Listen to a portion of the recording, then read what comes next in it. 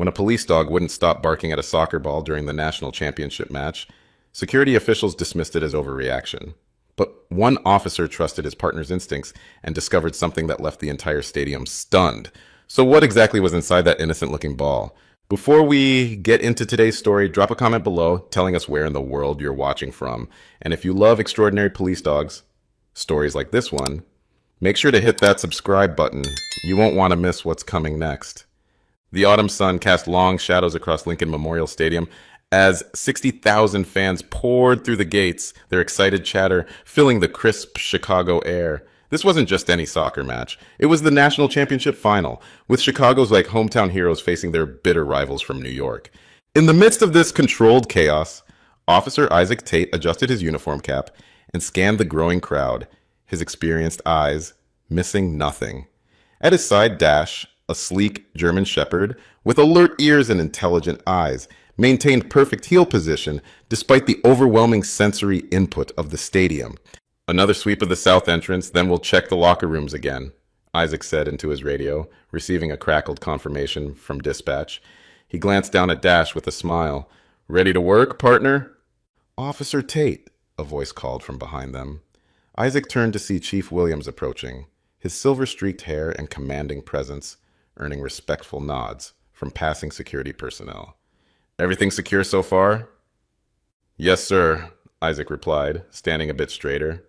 Dash and I have completed 3 perimeter sweeps and checked all access points. We're heading to the field level now for a final inspection before kickoff. Williams nodded, his attention shifting to Dash. Still our department's secret weapon, I see. The chief had good reason for his confidence. Last month, Dash had detected explosives in an abandoned warehouse when the department's other canines had found nothing, leading to the arrest of a domestic terror cell before they could execute their plans. As Williams departed, Isaac and Dash continued toward the player tunnel, moving with practice efficiency through the pre-game preparations. The VIP boxes would be filling now, and the teams would soon emerge for warm-ups. As Isaac led Dash through the stadium corridors, his mind drifted back to their first meeting 4 years ago at the Chicago Police Department's specialized K-9 training facility. He'd been a patrol officer then, eager but uncertain about transferring to the K-9 unit after his previous partner had retired. The training sergeant had brought out 5 German shepherds that day, all exceptional animals with impressive records. But when Dash had padded into the room, something had been different. While the other dogs had barked or explored, Dash had simply sat, his amber eyes studying each handler with an intelligence that seemed almost human. This one's special, the sergeant had said, a note of respect in his gruff voice. Finished top of his class in detection work, but he's particular about his handlers. Rejected 3 officers already. Isaac remembered kneeling to meet Dash at eye level, the room falling silent as they regarded each other. Hey there, he'd said softly. Think we could work together? To everyone's surprise, Dash had stood, walked directly to Isaac, and sat beside him, pressing against his leg. The choice had been made, not by the department, but by Dash himself. Their first major case had come just 6 months after certification. Responding to a routine call about suspicious activity at a storage facility, Dash had ignored the obvious storage units and instead fixated on a parked delivery van that seemed unremarkable. His persistent alerting had led to the discovery of a massive fentanyl shipment hidden in false compartments, enough to have caused hundreds of overdoses. That case had earned them commendations, but more importantly, it had cemented Isaac's absolute trust in Dash's instincts. Time and again, when Dash indicated something was wrong, he proved to be right. Even when all human logic suggested otherwise, the first players emerged from the tunnel to scattered cheers from early arrivals, their cleats clicking rhythmically against the concrete before hitting the softer turf. Equipment managers followed, pushing carts loaded with training gear, medical supplies, and the official match balls. Dash, who had been performing a final check of the bench areas, suddenly tensed. His posture shifted from relaxed professionalism to heightened awareness in an instant. a change so subtle that only Isaac would have noticed. "What is it, boy?" Isaac murmured, noting the change. Dash took 2 deliberate steps toward the cart, his nose working overtime, analyzing something beyond human perception. Isaac followed, maintaining a casual appearance while keeping a close eye on his partner. The shepherd's ears were now fully erect, his body language shifting from curious to concerned. "Everything okay, officer?" asked one of the stadium security supervisors, a heavyset man named Reeves, who coordinated with the police for major events. "Just checking something," Isaac replied, watching as the equipment manager began distributing balls for the warm-up. When the man opened the ball bag, Dash's behavior intensified. His back stiffened, and his breathing pattern changed. As practice balls were arranged on the field, Dash began tracking one specific ball with unusual focus. His usual disciplined demeanor gave way to more insistent body language, the behavioral equivalent of trying to tell Isaac something important. "It's probably just the new ball smell," Reeves suggested with a dismissive wave. "These championship balls are fresh from the factory, special design for the final. Dogs probably pick up on the adhesive or whatever." Isaac nodded politely, but something didn't feel right. The balls might be new, but Dash had been around soccer equipment hundreds of times during their stadium patrols. He'd never shown interest before. "Dash, heel," Isaac commanded, deciding to observe a bit longer before raising any alarms. The shepherd complied reluctantly, his attention still fixed on the ball, now being passed between warming up players. "Officer Tate," his radio crackled. "Status report?" "All clear on field level," Isaac responded automatically, though a nagging doubt had taken root in his mind. Was he missing something? When Dash whined softly, a sound he rarely made while working, Isaac decided to report the behavior. "Supervisor Reeves, my K9 is showing unusual interest in one of the game balls. Mind if I take a closer look?" Reeves frowned, checking his watch. "We're 30 minutes from kickoff, Tate. The commissioner and network executives are already having fits about the schedule. Unless you're sure there's something wrong." The implied pressure was clear. False alarms at high-profile events were career-damaging mistakes. "Probably nothing," Isaac conceded, though the words felt wrong as soon as they left his mouth. "We'll keep an eye on it." The stadium erupted as both teams emerged from the tunnel for the official start of the match. The referee approached the ball bag, selecting the game ball, the very same one that had triggered Dash's alert during warm-ups. The moment the ball was placed at center field, Dash's body tensed again. His ears pricked forward, and a low whine built in his throat. "Easy, boy," Isaac murmured, keeping one hand on Dash's harness while reaching for his radio with the other. "Dispatch, this is Officer Tate. My K9 is continuing to alert to the game ball, requesting additional K9 unit to confirm." "Tate, this is Supervisor Reeves. Negative on that request. We can't interrupt a national championship match without concrete evidence." Isaac felt frustration building as he watched the ball being passed from player to player on the field. Dash's attention never wavered, his head moving precisely to track the suspicious ball, his body language growing increasingly urgent. "With respect, sir, Dash has never been wrong," Isaac persisted. "And I've been running security for this stadium for 15, Reeves cut in. "Unless that ball explodes or starts leaking something, we are not stopping this match." Isaac keyed his radio to a different channel. "Officer Aaron Vargas, this is Tate. You a copy?" After a brief pause, Aaron's voice came through. "Copy, Tate. What's up?" "Can you casually make your way to Section 114 where I'm positioned? Need a second opinion on something."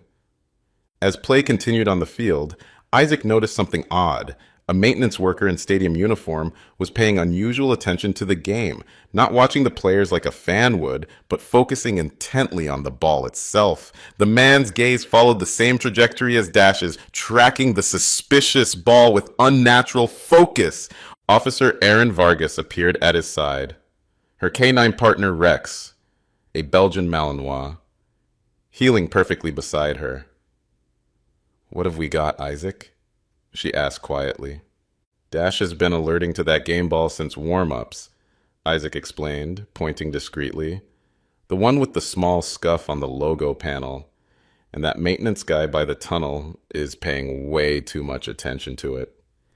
Aaron studied the situation for a moment. "Reeves shot you down?"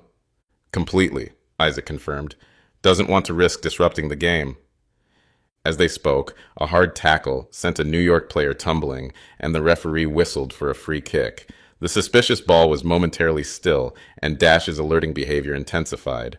Rex, check, Aaron commanded quietly. The Belgian Malinois' reaction was immediate. His posture stiffened, and he focused on the same ball that had captured Dash's attention.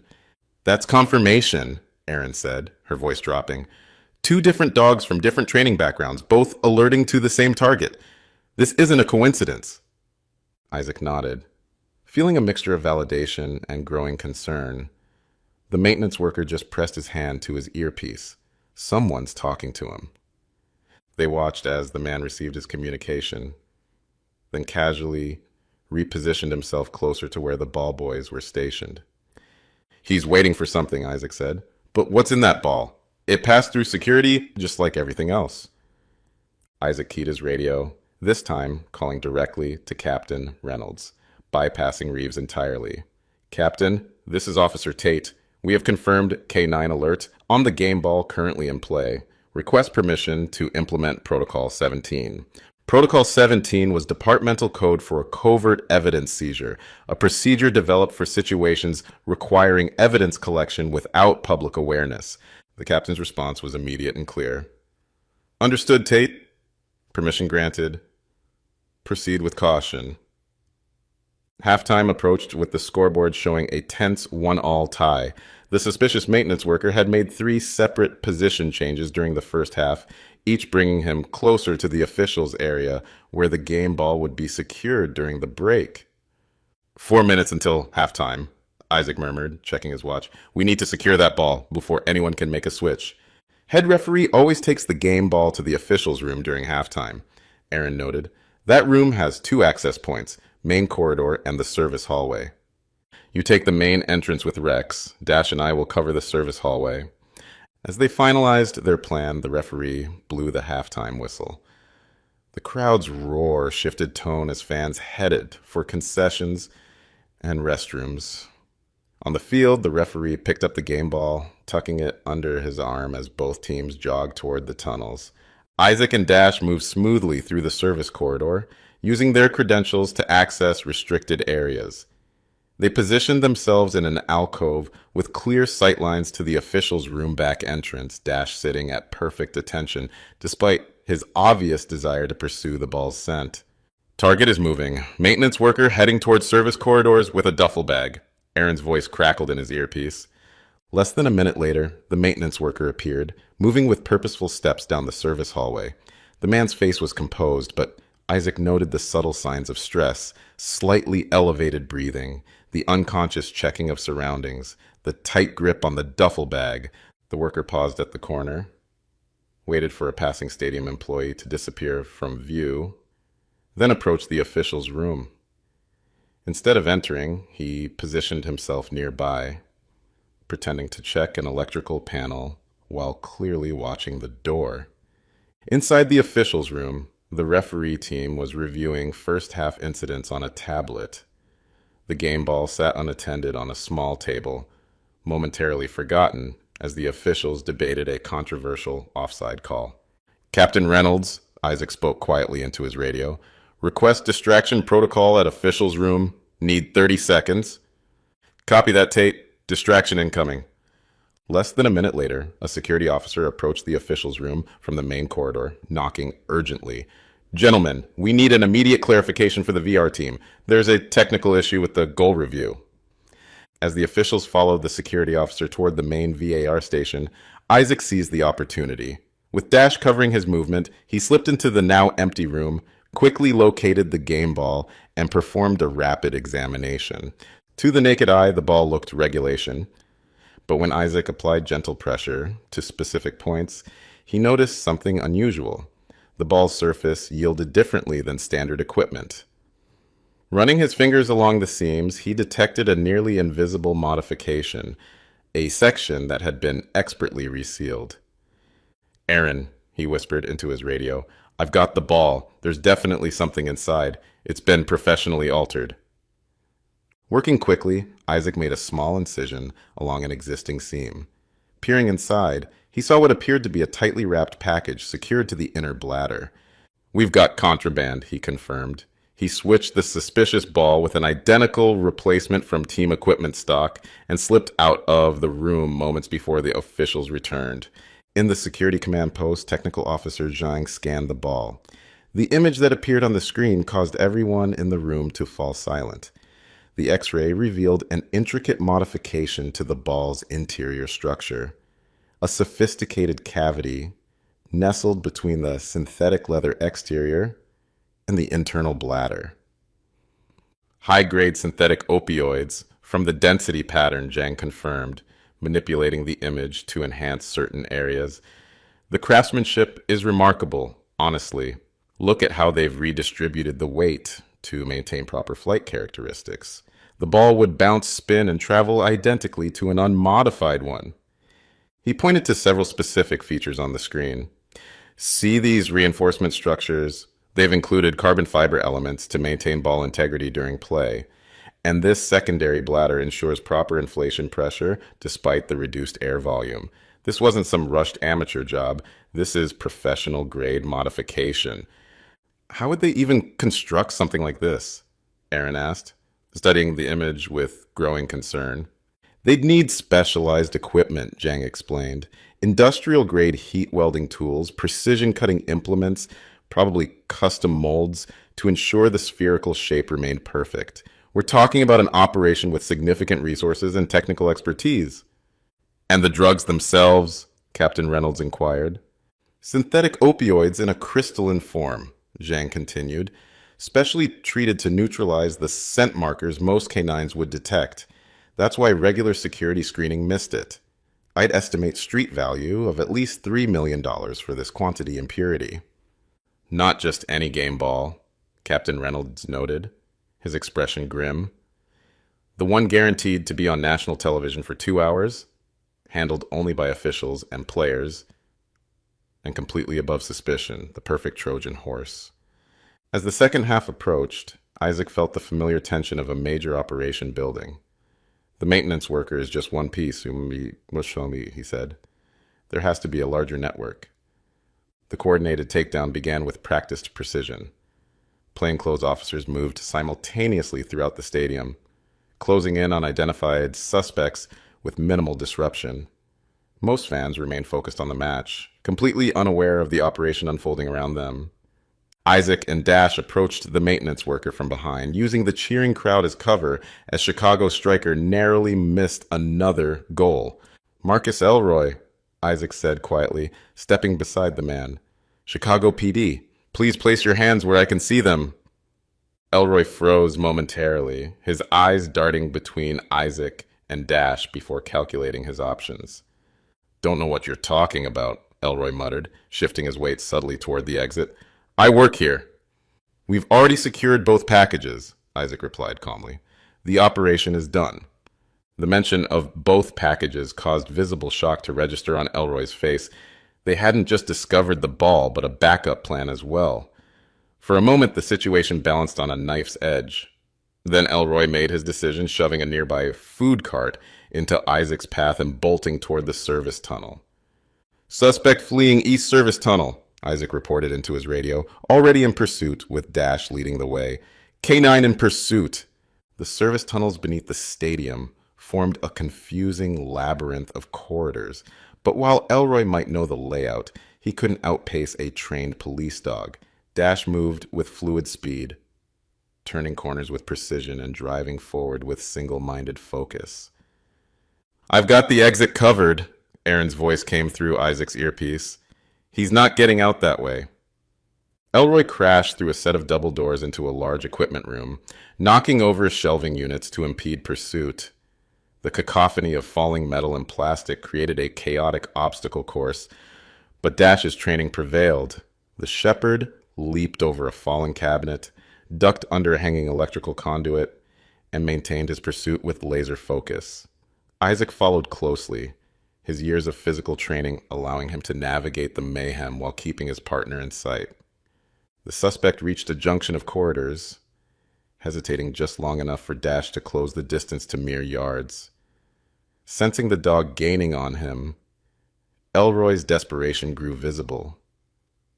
He grabbed a rolling cart and shoved it directly into Dash's path.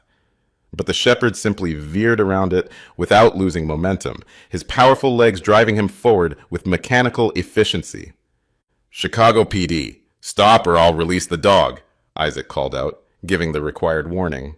Elroy glanced back, his face contorted with panic as he realized the futility of outrunning his four-legged pursuer. When the suspect grabbed a metal pipe from a maintenance rack and turned to swing it, Isaac issued a single command: "Dash, stop!" The German Shepherd launched forward like a furry missile, targeted Elroy's arm with the precision that came from countless training hours. His jaws closed around the suspect's wrist with controlled pressure, enough to immobilize without causing serious injury. The pipe clattered to the floor as Elroy cried out in surprise and pain, the metallic sound echoing through the service corridor. "Police! On the ground, now!" Isaac ordered, drawing his weapon as he closed the distance. Dash maintained his hold, the years of training evident in his disciplined restraint. With his free hand, Elroy reached into his pocket. Isaac tensed, but instead of a weapon, the suspect pulled out a small remote device. "Call off your dog or I trigger the third package," Elroy threatened, his finger hovering over a button. "You think you found everything? There's enough fentanyl in the third one to kill half the VIP section if it disperses." "Dash, release," Isaac commanded. The shepherd immediately obeyed, backing up 2 steps but remaining positioned between Elroy and the exit. Elroy's thumb moved toward the button. In that fraction of a second, Isaac had to make a critical decision: shoot Elroy and risk him triggering the device as he fell, or trust in Dash's training for a more precise intervention. "Dash, take!" The command was barely out of his mouth before the shepherd launched forward with explosive speed, targeting Elroy's wrist with surgical precision. The German shepherd's jaws closed around the suspect's hand, applying enough pressure to force his fingers open without breaking bones. The device fell to the floor. Isaac moved in immediately, securing Elroy while kicking the remote device safely away. "Suspect in custody," he reported into his radio. "Be advised, suspect claims there's a third package somewhere in the VIP section, possibly rigged for dispersal." As additional officers arrived to take Elroy into custody, it became clear that his threat about a third package had been a bluff, a desperate attempt to create leverage during his capture. The security command center now buzzed with activity as the full scope of the operation became clear. Additional suspects identified through Elroy's phone had been quietly apprehended throughout the stadium. On the monitors, the soccer match continued with Chicago leading 3-1 and 15 minutes remaining on the clock. 6 suspects in custody, Captain Reynolds summarized for the assembled team leaders. 2 packages containing approximately 5 kilograms of synthetic opioids secured, street value estimated at just over $4 million. Chief Williams weighed the information, then made his decision. The match continues. Maintain elevated security presence, but keep it discreet. Coordinate with stadium staff to implement crowd management measures for normal post-game exit. As Isaac returned to his post with Dash, the stadium erupted in cheers. Chicago had scored again, securing their championship victory. The celebration provided perfect cover for the final phase of the operation, as remaining suspects were identified and apprehended throughout the venue. The following morning, Isaac arrived at the precinct to find Chief Williams waiting in the briefing room with Captain Reynolds and several officials he didn't recognize. Dash padded beside him, sensing the importance of the meeting in his handler's body language. "Officer Tate," Williams greeted him with unusual formality. "These gentlemen are from the DEA and Homeland Security. They'd like to hear about yesterday's operation directly from you." The next hour was spent recounting the sequence of events, from Dash's initial alert to the coordinated takedown. The federal agents listened intently, occasionally interjecting with questions about specific details of the smuggling method. "The technical sophistication is what concerns us most," explained Agent Donovan from the DEA. "The ball was professionally modified with a false seam that would have been virtually undetectable through standard security screening. The internal bladder was redesigned to accommodate the package while maintaining proper inflation pressure and bounce characteristics." The intelligence gathered from the suspects has already proven valuable, Captain Reynolds announced. Elroy flipped on his contacts after learning about the additional charges. We're coordinating with departments in 3 states for simultaneous raids later today. After the briefing, a press conference was held in front of headquarters.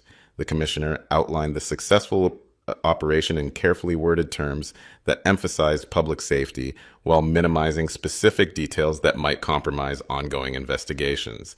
And now, the commissioner concluded, I'd like to introduce the team responsible for the initial detection that made this operation possible. Officer Isaac Tate and his canine partner, Dash. A reporter from the Tribune asked the question that cut to the heart of the matter. Officer Tate, we understand your K9 alerted to something that security screening missed. What made you trust his response enough to pursue it when supervisors initially dismissed the concern? Isaac paused, considering his answer carefully. In our 4 years together, Dash has never been wrong when he alerts to something. Not once.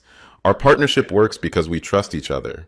When he tells me something isn't right, I believe him, even when I can't see the problem myself. Later that afternoon, as the shift was ending, Supervisor Reeves approached Isaac's desk. Officer Tate, Reeves began, clearly uncomfortable. I owe you an apology. When you first reported Dash's alert, I dismissed it as an overreaction. If I'd listened to you immediately, we could have resolved the situation even sooner.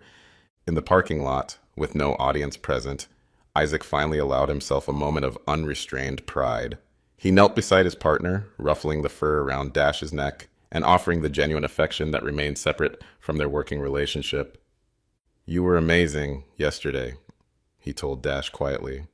Absolutely amazing. I know you don't care about press conferences or fancy jerseys. You were just doing your job, weren't you? Dash's tail wagged slightly, his brown eyes meeting Isaac's with the clear connection that had characterized their partnership from the beginning. As they drove away from the precinct, Isaac reflected on how a routine security assignment had transformed into one of the most significant operations of their career together. The smuggling attempt, had it succeeded, would have established a pipeline for dangerous drugs into communities across multiple states.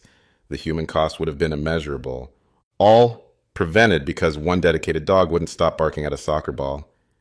Have you ever witnessed an animal sensing something that humans completely missed?